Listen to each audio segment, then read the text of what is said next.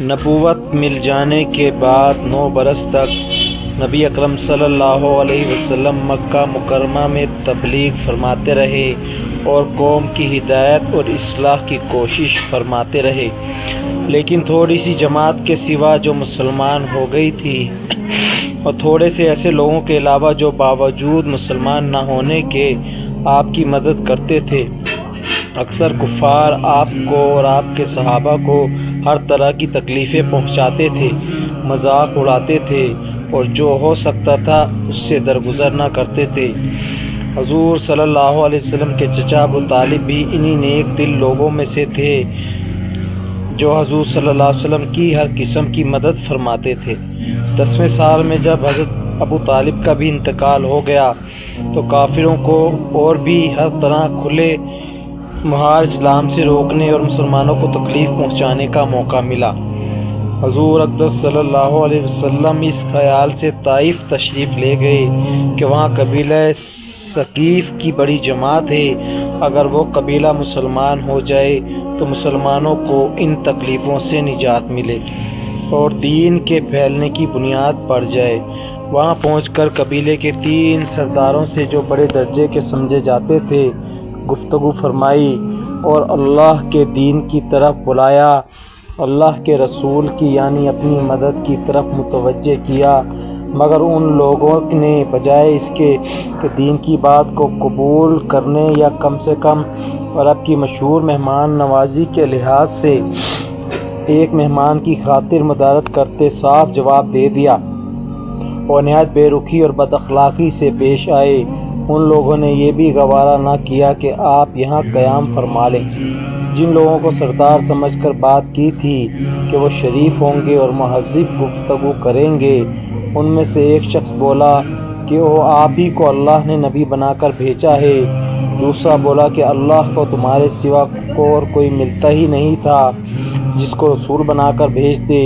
تیسرے نے کہا میں تجھ سے بات کرنا نہیں چاہتا اس لیے کہ اگر تو واقعی نبی ہے جیسا کہ دعویٰ ہے تو تیری بات سے انکار کر دینا مصیبت سے خالی نہیں، اور اگر جھوٹ ہے تو میں ایسے شخص سے بات کرنا نہیں چاہتا۔ اس کے بعد ان لوگوں سے نا امید ہو کر حضور اکرم صلی اللہ علیہ وسلم نے ان لوگوں سے بات کرنے کا ارادہ فرمایا کہ آپ صلی اللہ علیہ وسلم تو ہمت اور استقلال کے پہاڑ تھے، مگر کسی نے بھی قبول نہ کیا، بلکہ بجائے قبول کرنے کے حضور صلی اللہ علیہ وسلم سے کہا کہ ہمارے شہر سے فوراً نکل جاؤ اور جہاں تمہاری چاہت کی جگہ ہو وہاں چلے جاؤ۔ حضور اکرم صلی اللہ علیہ وسلم جب ان سے بالکل مایوس ہو کر واپس ہونے لگے تو ان لوگوں نے شہر کے لڑکوں کو پیچھے لگا دیا کہ آپ کا مذاق اڑائیں اور تالیاں پیٹیں، پتھر ماریں، حتیٰ کہ آپ کے دونوں جوتے خون جاری ہونے سے رنگین ہو گئے۔ حضور اقدس صلی اللہ علیہ وسلم اسی حالت میں واپس ہوئے۔ جب راستے میں ایک جگہ ان شریروں سے اطمینان ہوا تو حضور صلی اللہ علیہ وسلم نے یہ دعا مانگی، اے اللہ تجھی سے شکایت کرتا ہوں میں اپنی کمزوری اور بے کسی کی اور لوگوں میں ذلت اور رسوائی کی۔ اے ارحم الراحمین تو ہی ضعفاء کا رب ہے اور تو ہی میرا پروردگار ہے، تو مجھے کس کے حوالے کرتا ہے؟ اسی اجنبی بیگانے کے جو مجھے دیکھ کر تر شروع ہوتا ہے اور منہ چڑھاتا ہے، یا کہ کسی دشمن کے جس کو تو نے مجھ پر قابو دے دیا۔ اے اللہ اگر تو مجھ سے ناراض نہیں ہے تو مجھے کسی کی بھی پرواہ نہیں، تیری حفاظت مجھے کافی ہے۔